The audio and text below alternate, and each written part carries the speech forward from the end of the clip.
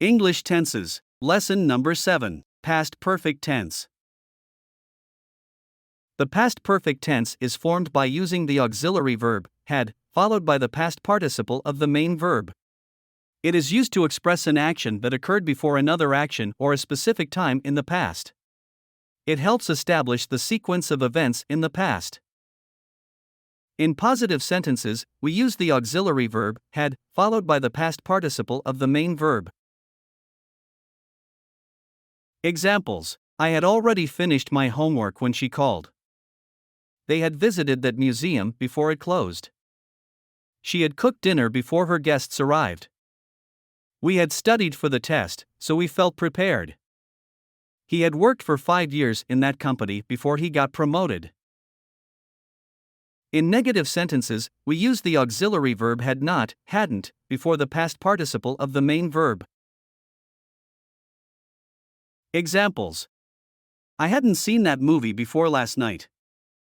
They hadn't finished their project when the deadline arrived. She hadn't traveled abroad until last year. We hadn't met each other until we joined the same club. He hadn't visited his hometown in years before last summer. In question sentences, we use the auxiliary verb, had, at the beginning of the sentence, followed by the subject and the past participle of the main verb. Examples: had you seen that movie before? Had they arrived at the party when you left? Had she finished her work before the meeting started? Had we visited that city before our friends recommended it? Had he ever traveled outside the country before his recent trip? To summarize, the past perfect tense is used to express an action that happened before another action or a specific time in the past. In positive sentences, we use had followed by the past participle.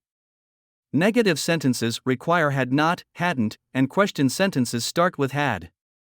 Understanding the structure and examples will help you correctly use the past perfect tense in your conversations. Thanks for watching, and I'll see you in the next lesson.